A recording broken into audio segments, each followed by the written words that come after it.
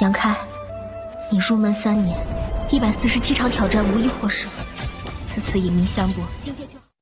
Halo guys, apa kabarnya hari ini? Masih baik-baik aja kan?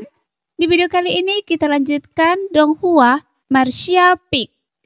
Oke, nggak usah lama-lama lagi, kita langsung aja ke ceritanya. Mengapa saudara yang datang ke Bintang Cilan kali ini? Tanya Bilong lagi. Saya kebetulan lewat. Tahukah Anda bahwa Sekte Huayo telah mencari Anda selama hampir setahun? Saya pernah mendengarnya. Mengapa Sekte Huayo mencari Anda begitu keras? Setelah mengajukan beberapa pertanyaan Binglong berangsur-angsur menjadi lebih lugas. Yangke tersenyum tipis, menyesap tehnya, lalu menggelengkan kepala dan berkata, "Saya tidak tahu." "Anda tidak tahu?" Binglong terkekeh dan suaranya tiba-tiba merendah. "Kalau begitu, saya akan bertanya satu pertanyaan lagi. Apakah Tuan Lohe, Tuan Bintang Cuewe, datang ke Bintang Cilan karena Anda?" "Karena Anda sudah tahu, mengapa repot-repot bertanya?" Binglong terkejut. "Apakah Tuan Lohe benar-benar datang untuk Anda?" Meskipun ia sudah menduga sebelumnya, bagaimanapun juga setelah Lohe tiba di Bintang Cilan, ia pergi ke Sekte Huayo. Dan Sekte Huayo mulai mencari jejak Yangke. Dan semua ini saling terkait. Namun tebakan hanyalah tebakan. Setelah dikonfirmasi oleh Yangke, Binglong masih merasa sangat terkejut. Orang seperti apa Lohe? Dilihat dari seluruh penjuru bintang, dia adalah salah satu yang terbaik. Dia benar-benar datang ke Bintang Cilan dari Bintang Cuewe untuk Yangke. Jadi ini sungguh mengkhawatirkan. "Kenapa?" tanya Binglong lagi. Yangke menggelengkan kepala dan berkata dengan serius. "Junior ini tidak bisa menjawab. Kalau Anda ingin tahu, sekalian saja Anda tanyakan langsung pada Lohe." Mata Binglong semakin terkejut. Yangke benar-benar memanggil Lohe dengan namanya. Tidak ada rasa hormat sama sekali. Karena ketika siapapun memiliki kekuatan setingkat Lohe, tidak peduli apakah dia memiliki hubungan dengannya atau tidak. Untuk menunjukkan rasa hormat kepada yang kuat, siapapun akan menambahkan kata tuan atau senior setelah namanya. Bahkan alam raja kekosongan biasa pun tak luput dari hal ini. Meskipun Binglong adalah penguasa lembah Bingsin, ia tetap harus memanggil Lohe dengan hormat tuan. Namun Yangke menutup mata. Jadi Binglong mengamati ekspresinya dan bertanya dan heran. "Apakah Anda punya dendam terhadap Tuan Lohe? Dia mengejar saya dari Bintang Cuewe hingga Bintang Cilan, dan saya nyaris lolos dari maut beberapa kali. Senior, apa Anda pikir saya tidak punya dendam padanya?" Yangke mencibir pelan. Jelas Yangke tidak bermaksud menyembunyikan masalah ini, karena hal seperti itu tidak bisa disembunyikan.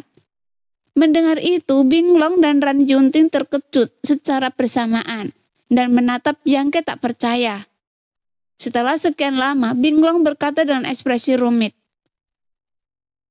"Anda sungguh beruntung, Anda benar-benar bisa lolos dari Tuan Lohe."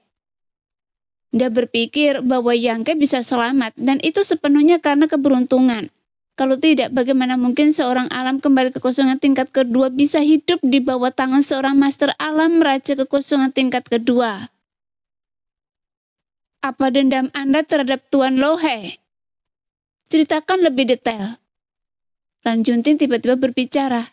Pertama kalinya ia berbicara sejak datang ke sini, tetapi ada nada dalam kata-katanya yang tak terbantahkan. Tapi hal ini membuat Yangke merutan kening, dan dia diam-diam berpikir. Dia bukan murid lembah Bingsin, bagaimana mungkin nada memerintahnya yang begitu arogan dibiarkan begitu saja. Namun mengingat dia adalah guru Suyan, Yangke tak tega melihatnya, dan hanya bisa berkata, "Maafkan saya karena tidak bisa berkomentar tentang hal ini." "Nah, apa Anda belum tahu situasinya? Ini Pulau Bincue saya, dan Anda telah memprovokasi orang kuat seperti Tuan Lohe. Jika Anda ingin selamat, sebaiknya Anda patuh bekerja sama dengan kami. Kalau tidak, Anda tidak akan bisa lolos dari bencana ini, meskipun Anda memiliki kemampuan hebat." Ran Junting melihat Yang Ke begitu bodoh dan wajahnya tiba-tiba menjadi gelap. Yang Ke menatapnya dan menyipitkan mata, kemudian dia berkata dengan ringan, "Senior, apakah Anda mengancam saya?" Wajah cantik Ran Junting berubah dingin, dan ketika ia hendak mengatakan sesuatu yang lain, Bing Long buru-buru berkata, "Tetua tidak bermaksud begitu, tetapi masalah ini memang sangat serius. Yang Ke, meskipun Anda memiliki bakat dan kultivasi yang baik, Anda telah menyinggung orang kuat seperti Tuan Lohe. Dan saya khawatir masa depan Anda akan mengkhawatirkan." "Saya tahu." Yang Ke mengangguk acuh tak acuh. "Karena Anda sudah tahu, saya tidak akan banyak bicara. Lembah Bingsin dipimpin oleh seorang tetua tertinggi yang juga telah mencapai alam raja kekosongan. Meskipun dia tidak sehebat Tuan Lohe, dia juga cukup cakap. Dan saya telah bertemu Tuan Lohe beberapa kali. Sebaiknya Anda ceritakan semuanya secara detail. Jika memungkinkan, saya akan meminta tetua tertinggi untuk maju dan menyampaikan beberapa patah kata yang baik untuk Anda, untuk menyelesaikan krisis ini. Bagaimana menurut Anda?" Bing Long tampak begitu terbuka sehingga amarah Yang Ke sedikit mereda, tetapi dia tetap menggelengkan kepala dan berkata, "Saya tidak akan melibatkan para senior dengan urusan saya, karena saya bisa mengurusnya sendiri." "Anda, apa yang bisa Anda lakukan dengan masalah sesulit ini?" Ran Junting tampak sangat tidak menyukai Yang Ke. Mendengar ini dia mencibir, "Nah, jangan menolak bersulang lalu minum. Jika Anda tidak ingin mengatakan apa-apa, mengapa Anda datang ke lembah Bingsin saya?" "Bukankah lembah Bingsin mencari saya?" Yang Ke menatap Ran Junting. Wajah Ran Junting memerah dan energi suci yang melonjak di tubuhnya mulai mengalir perlahan. Kemudian sebuah kekuatan besar turun dari langit dan menyelimuti Yang Ke, seolah-olah hendak menyerangnya. Wajah Bing Long sedikit berubah dan ia buru-buru berkata, "Yang Ke, karena Anda tidak mau mengatakannya, maka saya dan Tetua Agung tidak akan memaksa Anda. Tetapi Anda harus memikirkannya. Jika Anda setuju, biarkan murid-murid saya mengirim pesan ke istana ini kapan saja. Dan saya akan meminta tetua tertinggi untuk maju dan membantu Anda menyelesaikan masalah ini." "Senior, saya menghargai kebaikan Anda," kata Yang Ke ringan. "Kalau begitu, Anda bisa tinggal di sini dan tenanglah. Apa yang akan terjadi di masa depan, kita bicarakan nanti." Bing Long menghela nafas dan berdiri untuk berpamitan. Ran Junting melototi Yang Ke, mendengus dingin dan mengikutinya keluar. Sesampainya di pintu masuk utama, ia tiba-tiba berbalik, menatap Yang Ke dengan tatapan dingin, dan berkata dengan dingin, "Nah, jangan pikir tetua ini tidak tahu rencana Anda. Saya sarankan Anda untuk menyerah saja. Dia akhirnya akan terbang ke pohon dan menjadi burung ponik. Itu bukan sesuatu yang bisa dilakukan orang seperti Anda. Jadi jangan hancurkan masa depannya." Setelah mengatakan ini, Ran Junting tidak memberi Yang Ke kesempatan untuk membantah dan berbalik. Yang Ke tampak acuh tak acuh, berdiri di tempat, memperhatikannya dan Bing Long pergi. Namun dari apa yang ia katakan, dia benar-benar tahu tentang hubungan antara Yang Ke dan Suyan. Tidak heran dia langsung bersikap begitu bermusuhan. Pasti karena keinginannya untuk melindungi muridnya. Sambil menarik nafas dalam-dalam, Yang Ke meredakan amarahnya. Sejujurnya, Suyan cukup beruntung memiliki guru yang begitu peduli padanya. Tetapi sikap Ran Junting membuat Yang Ke sangat tidak senang. "Adik perempuan, ada yang salah dengan Anda hari ini?" Dalam perjalanan kembali ke pulau bagian dalam, Bing Long menatap Ran Junting dengan serius. "Apa Anda tahu sesuatu? Kenapa Anda begitu kasar pada Yang Ke? Apa Anda kenal dia sebelumnya?" "Tidak." Ran Junting menggelengkan kepalanya, merenung sejenak, lalu tiba-tiba mendesah. "Kakak senior, sejujurnya Yang Ke dan Suyan ini sudah saling kenal sebelumnya." "Oh, bagaimana mereka bisa saling kenal?" Bing Long sangat terkejut. "Bukankah dia bilang dia dari Benotong Suan? Suyan juga dari sana. Mereka sepertinya pernah menjalin hubungan sebagai kakak dan adik. Dan..." Bilang merutan kening, samar-samar menyadari sesuatu, lalu berkata dengan heran, "Mungkinkah mereka dulu..." "Ya, bukan hanya itu, Suyan juga tidak lagi sempurna." "Apa?" Ekspresi Binglong akhirnya berubah dan ia berkata dengan kaget, "Tapi bukankah Suyan berlatih jurus Kyo Es? Kenapa dia tidak merasakan efek sampingnya?" Efek sampingnya sudah datang. Kultivasi Suyan telah menurun dan kondisi mentalnya mulai menunjukkan kelemahan. Hatinya yang sedingin es tertutup debu. Ran Yunting menggertakkan gigi dan berkata, "Kalau tidak salah, alasan pria itu berinisiatif datang ke Pulau Bingjue adalah untuk Suyan. Kemarin saya menemukan bahwa mereka berdua berkomunikasi dengan kekuatan spiritual yang aneh." Wajah Binglong terus berubah dan ia bergumam, "Mereka berdua benar-benar bisa berkomunikasi dengan kekuatan spiritual. Bukankah ini telepati? Sepertinya hubungan mereka memang luar biasa. Jika ini benar, maka masa depan Suyan akan hancur. Ada cara untuk menyelesaikannya." Ada kekejaman di mata Ran Yunting. Melihat ekspresinya, tapi Binglong pun segera menyadari sesuatu dan menggelengkan kepalanya. Kemudian dia berkata, "Kita tidak bisa melakukan ini untuk saat ini. Tuan Lohe datang untuknya. Jika dia mati sekarang, maka lembah Bingsin tidak akan bisa menjelaskannya kepada Tuan Lohe. Lagi pula metode ini tidak aman. Bagaimana jika Suyan menyimpan dendam pada Anda?" "Tidak masalah jika dia menyimpan dendam." Ran Yunting tertawa dengan sedikit kegilaan. Disenyumnya, "Sejujurnya, kakak senior, saya khawatir saya tidak akan memiliki harapan untuk dipromosikan ke alam raja kekosongan seumur hidup saya. Tetapi Suyan memiliki potensi ini. Apa yang tidak bisa saya lakukan, saya harap dia bisa melakukannya. Selama dia bisa mencapai titik itu, apa pentingnya jika dia menyimpan dendam pada saya? Suatu hari nanti dia akan mengerti bahwa saya melakukan ini untuk kebaikannya sendiri." "Adik junior, Anda..." Binglong menatapnya dan tiba-tiba menghela nafas tampak muram. Ran Yunting berkata bahwa dia tidak memiliki harapan untuk dipromosikan ke alam raja kekosongan. Jadi bagaimana dengannya? Ia telah terjebak di puncak level ketiga alam kembali kekosongan selama bertahun-tahun yang tak terhitung jumlahnya. Dan telah berkali-kali gagal menembus kemacetan tersebut. Sehingga ia sama sekali tidak mampu memahami misteri dan rahasia alam raja kekosongan. Seperti yang Ran Yunting katakan, mereka mungkin hanya akan berhenti di ambang alam raja kekosongan seumur hidup mereka. Kecuali mereka menemukan kesempatan yang tak terduga. Akan ada secercah harapan. Binglong memahami pikiran Ran Yunting, tetapi ia juga merasa bahwa hal itu tidak pantas. Jadi ia hanya bisa berpesan, "Biarkan saya memikirkannya baik-baik, jangan bertindak gegabah." "Saya tahu." Setelah berjalan maju beberapa saat, keduanya berpisah. Ran Yunting langsung menuju kediaman Suyan. Ia perlu berbicara terus terang dengan muridnya, memberitahunya bahwa jalan agung itu abadi, dan cinta antara pria dan wanita hanyalah awan yang berlalu, tak layak untuk diikat sama sekali.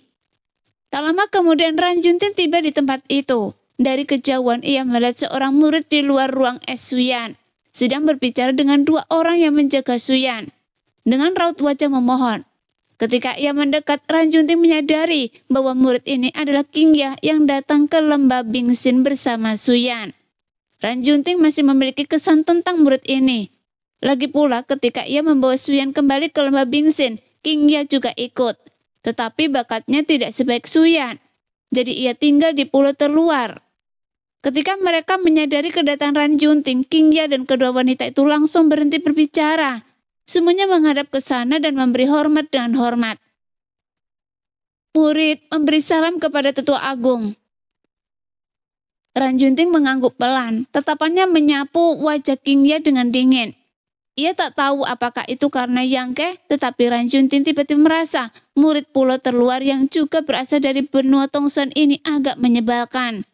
Sehingga wajah Yangke yang tak bijaksana terlintas di benaknya, membuatnya merasa kesal. "Apa yang kalian perdebatkan di sini? Apa kalian tidak tahu Suyan sedang menyendiri?" teriak Ran Yunting. Kedua murid perempuan yang bertugas menjaga Suyan tampak panik. Mereka menyadari bahwa sang tetua sedang tidak senang dan segera menurut. Wanita bermagajo itu melirik Qingya dan berkata dengan nada kesal, "Jawab tetua, adik perempuan ini bersikeras masuk untuk menemui Suyan." Para murid telah menghentikannya, tetapi dia masih mengoceh di sini dan menolak untuk pergi. Tetua itu bijaksana, bukan berarti para murid bermaksud mengganggu Suyan. Pasti ada alasannya.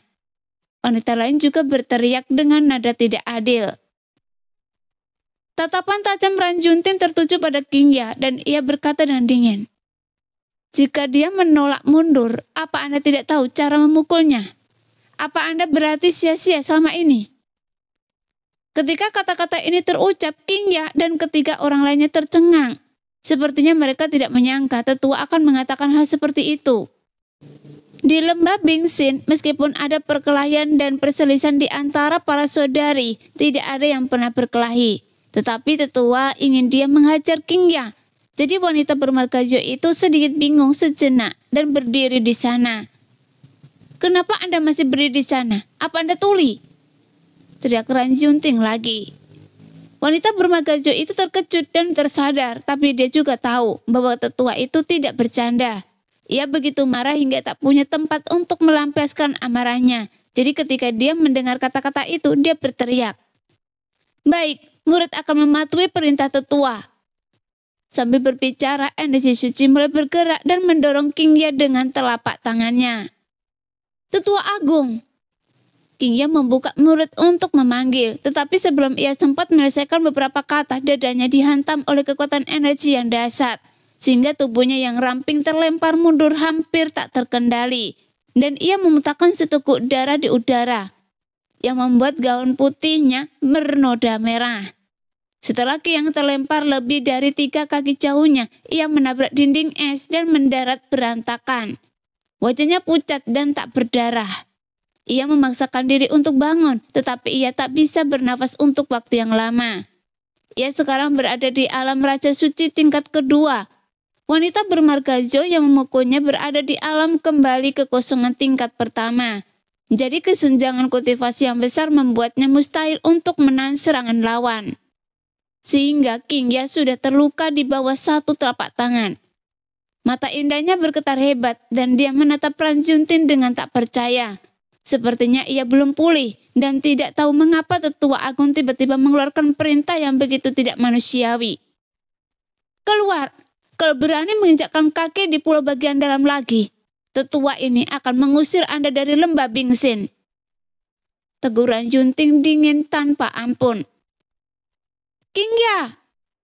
Pintu kamar Suyan tiba-tiba terbuka dan ia tampak cemas. Tubuhnya gemetar saat ia bergegas menuju Qingya. Meskipun ia baru saja mendengar perselisihan antara Qingya dan wanita bermarga hijau dan yang lainnya, ia tidak berani muncul tanpa izin atas perintah Ranjunting dan hanya bisa bersembunyi di balik pintu.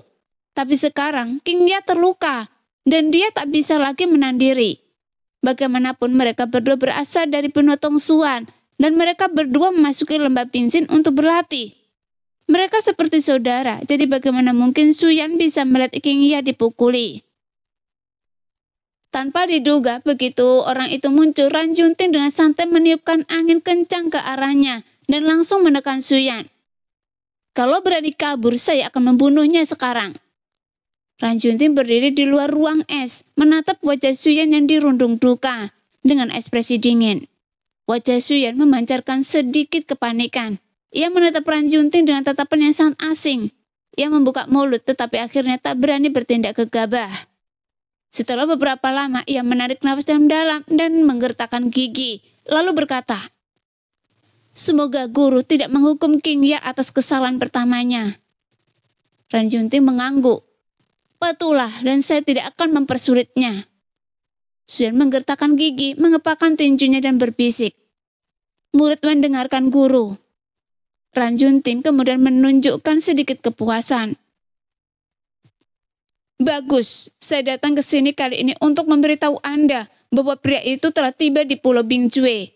Apakah Anda ingin melupakannya dan memperbaiki kekurangan dalam pikiran Anda? Atau Anda ingin saya membantu Anda?" Mendengar itu tubuh Suyan gemetar dan dia menatap Ranjunting dan ngeri. Namun ada tatapan memohon di mata indahnya dan ia bergumam, "Guru." Jelas, jika dia melupakannya itu sama saja dengan memutus hubungan antara dirinya dan Yangke, dan sejak saat itu mereka seperti orang asing. Jika meminta bantuan gurunya, hanya ada satu hasil, bahwa Yang Ke akan dibunuh. Jadi apapun pilihannya, Suyan tak bisa menerimanya. Rasanya lebih menyakitkan daripada membiarkannya mati. Tidak ada pilihan ketiga selain ini. Saya beri Anda waktu beberapa hari untuk memikirkannya. Lalu Anda boleh menjawab saya setelah Anda memutuskan. Mata indah Suyan meredup seketika, seolah tertutup awan gelap. Tak mampu melihat cahaya di depan, dan dia terpaku di tempatnya. Ketika ia tersadar, Ran Junting sudah pergi. Begitu pula King Ya, hanya dua saudari di pintu yang tersenyum padanya dengan senyum penuh kemenangan. Senyum itu membuatnya merasa begitu mempesona. Untuk pertama kalinya dalam lebih dari 30 tahun, ia terpikir untuk melepaskan belenggu yang membelenggunya dan melarikan diri dari tempat ini. Tidak dapat disangkal, Ran Junting sangat baik kepada Suyan. Sejak membawanya ke lembah Bingsin, ia telah mengajarinya dengan sepenuh hati. Dan sumber daya di lembah itu juga telah memuaskannya semaksimal mungkin. Menciptakan lingkungan kultivasi yang sangat baik bagi Suyan. Namun saat mengajar Suyan dengan penuh hati dan tanpa ragu, Ran Junting juga membelenggu Suyan. Meskipun dia memiliki harapan yang terlalu tinggi untuk Suyan, dan ia memberikan beban yang terlalu berat pada Suyan. Tapi dapat dikatakan bahwa ia dengan penuh harap menuangkan harapannya yang tak terpenuhi kepada Suyan. Masa depan lembah Bingsin, rahasia alam Raja Kekosongan, Suyan telah mendengar Ran Junting menyebutkan ini lebih dari sekali. Dia tidak menganggapnya masalah besar sebelumnya. Ia hanya akan melakukan apa yang diperintahkan gurunya. Lagi pula, tanpa Ran Junting, ia, King Ya, Qian Hou, dan dua lainnya mungkin masih berjuang di Bintang Cuiwe. Dan bagaimana mereka bisa hidup begitu riang. Tapi sekarang Suyan merasa lelah. Kemunculan dan kedatangan Yang Ke memberinya seseorang untuk diandalkan. Ia tidak ingin menanggung masa depan lembah Bingsin. Ia hanya ingin berkeliling dunia dengan Yang Ke dan melakukan perjalanan melalui gunung dan sungai. Dia tidak pernah memiliki ambisi dan keinginan sebesar itu. Dan persyaratannya sangat sederhana. Di luar pintu, kedua saudari itu mencibir dan mengejek tanpa ragu, dan mereka tampak sedang dalam suasana hati yang baik. Suyan merasa sedikit merinding. Ia tidak banyak bicara, hanya duduk bersila tanpa berkata sepatah kata pun, dan melambaikan tangan untuk menutup pintu ruang es. Di loteng pulau terluar, Yang Ke menemukan murid perempuan lembah Bingsin yang mengurus kehidupan sehari-harinya. Murid perempuan ini juga berasal dari pulau terluar. Ia baru berada di tingkat pertama alam suci. Ia tampak berusia sekitar 24 atau 25 tahun. Meskipun penampilannya tidak terlalu cantik, ia cukup cantik. Ia memancarkan aura yang bersih. Para murid Pulau Bingjue berlatih teknik berbasis es, jadi ia sedikit merinding. Nona, apakah Anda kenal King Ya? Yang Ke menatapnya dan bertanya. Kakak senior King Ya, saya kenal dia. Wanita itu mengangguk dan menjawab. Sambil tersenyum tipis ia berkata, gua kita tidak jauh, jadi kita sering bertemu. Kakak senior, apa Anda kenal kakak senior King Ya? Baiklah, bisakah Anda mengantar saya menemuinya? Anda ingin bertemu kakak senior King Ya? Wanita itu terkejut dan merutkan kening. Ia tampak sedikit ragu. Sayangnya, itu tidak mungkin. Kenapa? Para tetua telah memerintahkan agar Anda hanya boleh beristirahat di sini, dan Anda tidak boleh berjalan-jalan tanpa perintah para tetua. Kakak senior, Anda juga tahu bahwa semua murid di lembah Bingsin kita adalah wanita. Tidak ada pria yang pernah menginjakkan kaki di sini. Jika Anda melihat sesuatu yang tidak seharusnya Anda lihat saat berjalan-jalan. Saat ia berbicara, wajah wanita itu memerah. Begitukah? Lupakan saja. Yang Ke tersenyum lebar dan tidak bermaksud memaksa. Kemudian ia mengobrol dengan wanita itu beberapa kata lagi sebelum berbalik dan kembali ke loteng. Melihat Yang Ke tidak memaksanya, murid perempuan itu hanya bisa menghela nafas lega. Merasa pria ini cukup mudah diajak bicara. Setelah kembali ke loteng, wajah Yang Ke tampak tenang, entah senang atau marah, tetapi ia masih merasa sedikit tidak nyaman. Mungkinkah ia berada dalam tahanan rumah? Terlebih lagi sudah 3 hari sejak Binglong dan Tetua Agung Ran Junting datang mengunjunginya, Selama 3 hari ini tidak ada yang memperhatikannya. Bahkan Qingya pun tidak muncul. Hal ini membuat Yang Ke sedikit bingung. Tidak masalah jika orang lain tidak datang, tetapi mengapa Qingya tidak datang? Ia tahu mengapa ia datang ke lembah Bingxin kali ini, tetapi sekarang ia terjebak di loteng pulau terluar dan tidak bisa pergi. Apalagi mengunjungi Suyan. Selama 3 hari ini, Suyan tidak berkomunikasi dengannya secara spiritual. Semakin Yang Ke memikirkannya, semakin ia merasa ada yang tidak beres. Ia diam-diam melepaskan kesadaran ilahinya dan menemukan bahwa murid perempuan itu masih berjaga di luar loteng. Kekuatan ruang melonjak di samping Yang Ke, dan sesaat kemudian Yang Ke menghilang dari tempat itu seperti hantu. Jika itu orang lain tidak akan mudah untuk menyelinap keluar, tetapi bagi Yang Ke yang telah mengembangkan kekuatan ruang itu sangat mudah. Tanpa disadari oleh murid perempuan itu, ia telah muncul di lokasi tersembunyi sejauh 3 mil. Sambil menatap puncak es lebih dari 10 mil jauhnya, sosok Yang Ke melintas dan mendekati arah itu. Saat mengobrol tadi, Yang Ke sengaja atau tidak sengaja menanyakan lokasi gua murid perempuan itu dan mengetahui lokasi spesifiknya. Karena dia mengatakan bahwa itu tidak jauh dari gua Qingya. Gua Qingya seharusnya juga berada di puncak es itu. Hanya saja dia tidak tahu di mana tempatnya. Tak lama kemudian Yang Ke tiba di kaki puncak es, menyembunyikan nafasnya sambil melihat ke atas. Ada ratusan gua yang digali di puncak es dan sepertinya ada orang yang tinggal di sana. Yang Ke diam-diam sakit kepala. Jadi dia melepaskan indera ilahinya untuk menyelidiki dan menemukan bahwa ada batasan yang menjaga setiap gua. Meskipun dengan kekuatan indera ilahi Yang Ke menerobos batasan gua para murid pulau terluar ini bukanlah masalah, tetapi melakukannya hanya akan menimbulkan masalah. Dia hanya bisa meretan kening dan menonton, menunggu dengan tenang. Tepat ketika dia tidak tahu apa-apa, sekelompok sekitar 4 atau 5 murid lembah hati es tiba-tiba di kaki puncak es. Pemimpin mereka berada di tingkat pertama alam kembali kekosongan, dan yang lainnya berada di tingkat alam Raja Suci. Meskipun kultivasi mereka tidak terlalu tinggi, Yang Ke merasa bahwa masing-masing wanita ini memiliki semacam permusuhan. Dan penemuan ini membuatnya merutan kening. Umumnya hanya orang-orang yang bertemperamen buruk dan berhati kejam yang memiliki sifat permusuhan.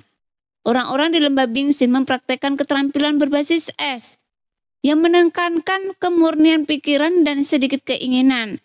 Jadi bagaimana mungkin ada orang seperti itu? Tidak hanya itu, para wanita ini semua tampak dingin dan serius, dan mereka memancarkan aura tidak boleh ada orang asing. Mereka berjalan langsung ke puncak es dan segera tiba di sebuah gua.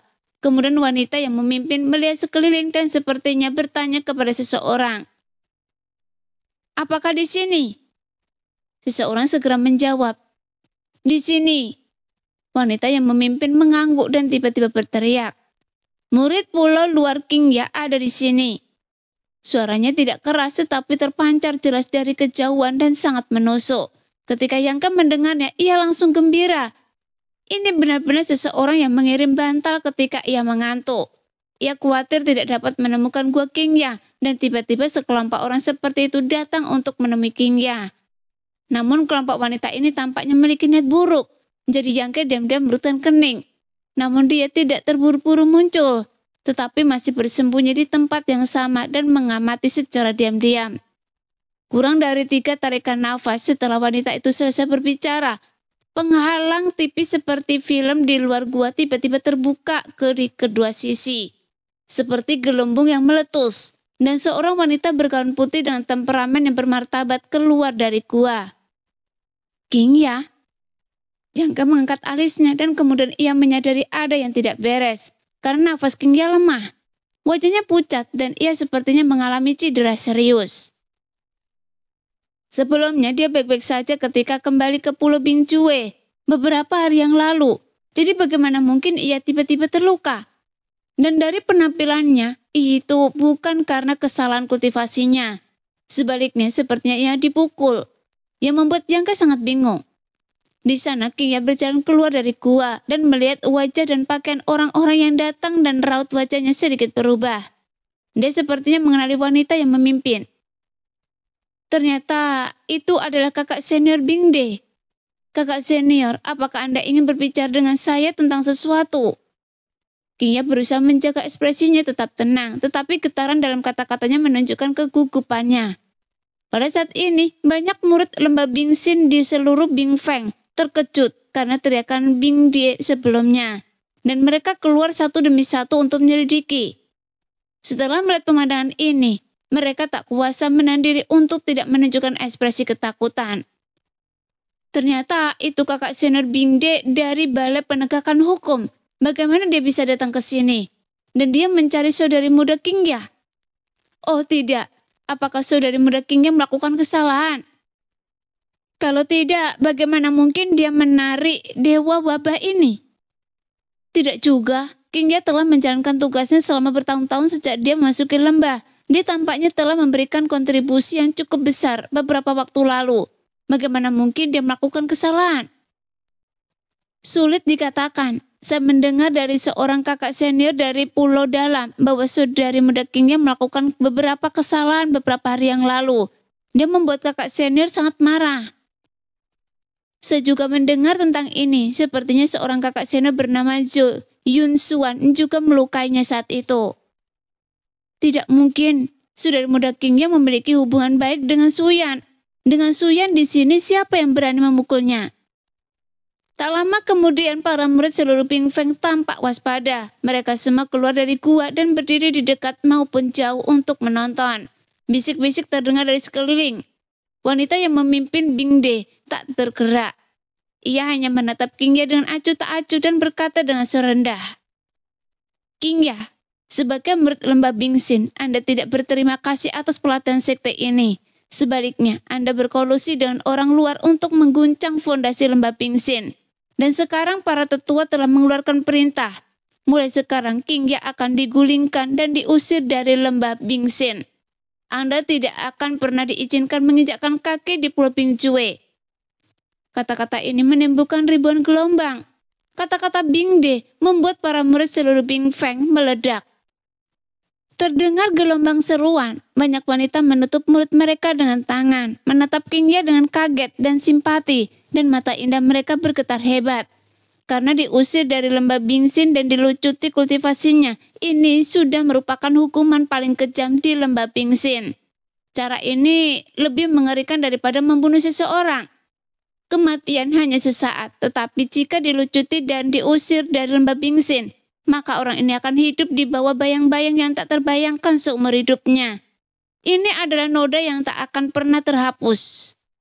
Tubuh Qingya bergetar, matanya dipenuhi keterkejutan. Wajahnya yang sudah buruk menjadi semakin pucat. Ia gemetar dan berkata, Saudari Bing Die, apa yang terjadi?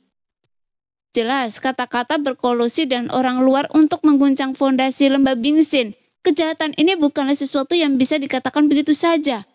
Sejak Qingya memasuki lembah Bingxin, ia tidak pernah melakukan apapun untuk merugikan sekte tersebut.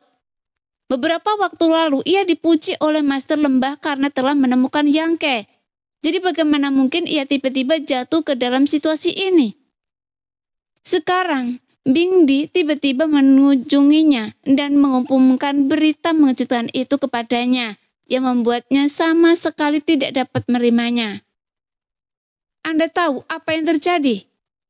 Bing Die menatap Qingya dengan dingin dan tidak bermaksud menjelaskan. Apakah Anda akan menghancurkan kultivasi Anda sendiri atau Anda ingin saya melakukannya? Biarkan saya katakan dulu. Mungkin lebih mudah jika Anda melakukannya sendiri. Tapi saya tidak akan bersikap lembut pada Anda dan saya mungkin akan menyakiti Anda. Saya junior Anda. Qingya menggertakkan giginya dan berteriak. Jejak perlawanan yang mesengit muncul di matanya yang ketakutan. Saya tidak melakukan apapun untuk merugikan sekte ini, dan saya tidak berkolusi dengan orang luar untuk mengguncang fondasi lembah Bingxin. Saya tidak menerimanya. Saya ingin bertemu dengan para tetua dan kepala lembah. Qingya tetap tidak bisa mengakuinya, tetapi ia memiliki dugaan samar di hatinya. Apa yang disebut kolusi dengan orang luar itu tidak lebih dari sekadar hubungan dengan Yangke. Sebelumnya, Yangke datang ke Pulau Bingjue karena dia, dan mengguncang fondasi lembah Bingxin secara sederhana dan lugas, mungkin mengganggu kultivasi Suyan. Bagaimanapun, Suyan selalu dianggap oleh Ran Junting sebagai masa depan lembah Bingsin. Mengganggu kultivasinya juga bisa dikatakan telah mengguncang fondasi lembah Bingsin. Namun hal yang sama dengan cara lain memiliki arti yang sama sekali berbeda. Aula penegakan hukum mungkin keluar karena menerima perintah dari Ran Junting. Anda tidak diizinkan bertemu para tetua. Anda juga tidak diizinkan bertemu Master Lembah. Hari ini sayalah bosnya, dan saya akan memberi Anda 10 nafas untuk memikirkannya. Bingdi bergeming, hanya menatap Qingye dengan dingin. Wajah Qingye tiba-tiba memucat dan hatinya pucat pasi. Bagaimana mungkin dia, seorang Raja Suci tingkat kedua, melawan seluruh aula penegak hukum? Jika dia benar-benar ingin melawan, hari ini tempat ini mungkin adalah tempat pemakamannya. Qingye telah mendengar tentang metode para saudari di aula penegakan hukum ini. Jadi Qingye hanya bisa tersenyum sedih, dan angin dingin bertiup dan hatinya lebih dingin daripada tubuhnya. Begitu dia memasuki lembah Bingsin, dia dipenuhi sukacita. Dia merasa bahwa Tuhan telah memberkatinya dan bertemu Ran Junting, seorang yang mulia, di saat yang paling sulit. Setelah memasuki sekte, dia juga mematuhi tugasnya dan memenuhi tanggung jawabnya sebagai murid. Dia mematuhi semua perintah dan dikeluarkan oleh sekte. Dia tidak pernah mengandalkan identitas dan status Suyan untuk mencari keuntungan pribadi. Meskipun dia bisa melakukannya, dia juga memiliki kualifikasi. Dia hanya ingin mengandalkan usahanya sendiri, selangkah demi selangkah untuk memperkuat kekuatannya. Dia tidak meminta untuk setara dengan Suyan, tetapi setidaknya dia tidak bisa mempermalukannya. Lagi pula, mereka berdua berasal dari kampung halaman yang sama dan memasuki lembah Bingsin pada saat yang sama. Meskipun kultivasi Suyan semakin tinggi, jika dia terlalu buruk, orang lain juga akan membicarakannya. Beberapa hari yang lalu, ia ditegur habis-habisan oleh Ran Junting, dan bahkan dilukai oleh kakak perempuan Yo Yun Suan. Qingye tidak mengeluh dan hanya diam-diam kembali ke pulau terluar untuk menyembuhkan lukanya. Karena dia tahu bahwa tindakannya saat itu memang agak gegabah, dan itu bukan salah orang luar. Namun berita yang dibawa Bingdi hari ini bagaikan sambaran petir yang membuatnya patah hati. Tetua itu ingin membunuh mereka semua. Ia hanyalah seorang murid pulau terluar dengan status yang tidak diketahui. Ia hanya mengenal Jangke. Hanya karena ini tetua itu tidak rela melepaskannya. Dan ia begitu menyombongkannya. Berkolusi dengan orang luar dan menghancurkan fondasi lembah Bingsin. Memikirkan hal ini, mata indah Qingye perlahan meredup. Dan tatapan pemberontakan di matanya pun perlahan menghilang. Anda masih punya 3 nafas untuk memikirkannya, kata Bingdi dingin. Qingye merapikan rambutnya di dekat telinga, membungkuk kepada Bingdi dan berkata lembut. Saudari Bingdi, ada yang ingin kutanyakan pada Anda. Bingdi merutkan kening dan menatapnya lalu berkata ringan. Silakan. Jangan biarkan Suyan tahu tentang apa yang terjadi hari ini. Jika dia bertanya tentang saya nanti, katakan padanya bahwa saya pergi keluar untuk mencari pengalaman. Jangan repot-repot, Tetua Agung akan memberikan penjelasan kepada Suyan. Bingdi mencibir. Apa Anda pikir Anda bisa lolos dari bencana dengan menyebut nama Suyan? Balai Penegakan Hukum selalu menepati janjinya. Sekalipun Suyan tahu, dia tidak akan bisa menghentikan apa yang terjadi hari ini. Demikianlah cerita hari ini. Kita lanjut lain hari ya guys ya. Bye-bye.